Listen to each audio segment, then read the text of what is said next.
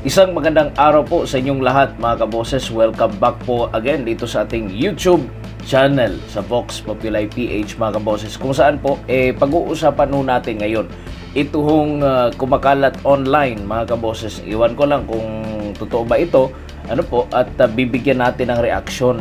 Base ho ito sa post ni Joey De Vier mga kaboses na open letter daw doon kay PNP Romel Marbil, PNP Chief Romel Marbil, mga kaboses. Galing raw ho ito na open letter sa mga junior officers po ng PNP, mga kaboses. Babasahin ho natin at mamaya ho bibigyan ho natin nag-review. Mga kaboses. Open letter to Romel Marbil. The hypocrisy of this worst administration will go down in history. Kasi ho, itong open letter nga pala na ito mga kaboses, reaction daw ng mga junior officers, PNP, regarding po doon sa pag-aresto kay former President Rodrigo Roa Duterte. Mga kaboses. We, the junior officers of the PNP, are very saddened and angered by this very hypocritical act by our government against former President Rodrigo Duterte. What is happening to our country? Sabay-sabay na lang ba tayong lulubog? What are these all for? For the personal interest of those who are in position and for those who are aiming to be seated in positions, all for money and power. Today in history will mark the worst nightmare for our country, where dissent is a mortal sin and where public service is of no moment. Ano ang kahihinatnan nating lahat?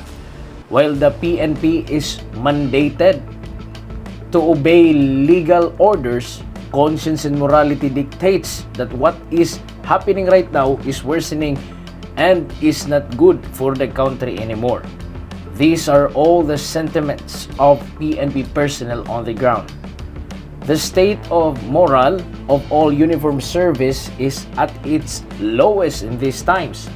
We have the worst PNP leadership where, for the benefit of the administration's campaign, tries to defend illegal drug use of addicts. What kind of leadership do we have? What do you expect the personnel on the ground would feel with your statement, General Marbil?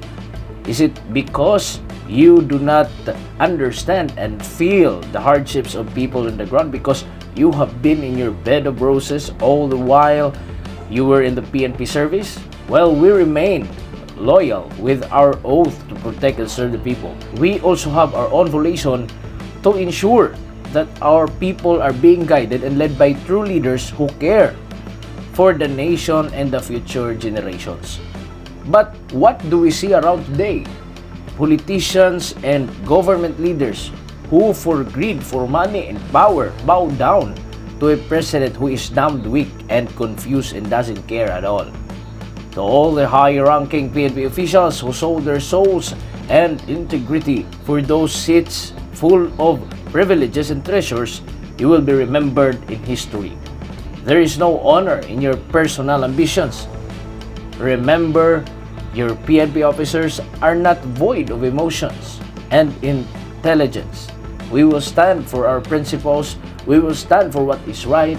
We will honor the badge we are wearing, and we will not allow the interest of the few to overcome the interest of the majority of the Filipino people. Yours truly, Honorable Men in Uniform. Yan ho ang open letter mga kaboses na pinost ni Joey De Vier. Nagaling raw ho mga kaboses sa junior officers ho ng ating kapulisan, Philippine National Police mga kaboses. Unang-una po, wala ho tayong matibay na ebidensya na totoong galing ito sa PNP junior officers. Kasi wala hong opisyal na pahayag ang PNP na nagkukumpirma na tunay ang galing sa kanilang hanay ang liham na ito. Pero I think talagang isisikreto yan mga kaboses, kasi nga baka mamaya matanggal sila sa serbisyo dahil sa kanilang pagkalampag mga kaboses, lalo na at gumamit ho ng malalaking salita tulad ng worst administration. Hindi ho karaniwang tono ng isang opisyal ho na bahayag mula ho sa opisyal ng PNP. Na po, kailangan pa natin ng verification dyan.